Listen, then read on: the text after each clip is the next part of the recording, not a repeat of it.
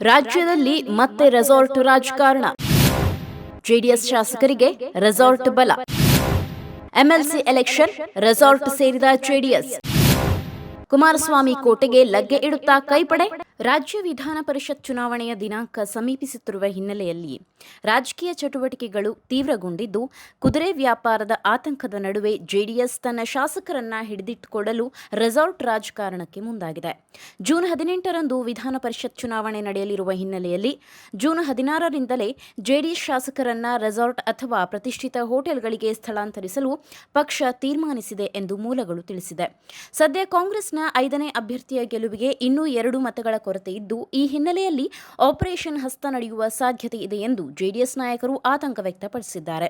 ಇದೇ ಕಾರಣದಿಂದ ಸಚಿವ ಎಚ್ ಡಿ ಕುಮಾರಸ್ವಾಮಿ ಅವರ ನೇತೃತ್ವದಲ್ಲಿ ಪಕ್ಷದ ಶಾಸಕರನ್ನ ಸುರಕ್ಷಿತವಾಗಿ ಒಟ್ಟಿಗೆ ಇರಿಸುವ ನಿರ್ಧಾರ ಕೈಗೊಳ್ಳಲಾಗಿದೆ. ಕೋಲಾರ ಅಥವಾ ಬೆಂಗಳೂರಿನ ಪ್ರತಿಷ್ಠಿತ ಹೋಟೆಲ್ಗಳಲ್ಲಿ ಶಾಸಕರಿಗೆ ವಾಸ್ತವ್ಯ ಕಲ್ಪಿಸುವ ಕುರಿತು ಶುಕ್ರವಾರ ನಡೆದ ಪಕ್ಷದ ಸಭೆಯಲ್ಲಿ ಚರ್ಚಿಸಿ ಅಂತಿಮ ತೀರ್ಮಾನ ಕೈಗೊಳ್ಳಲಾಗಿದೆ ಎಂದು ತಿಳಿದುಬಂದಿದೆ.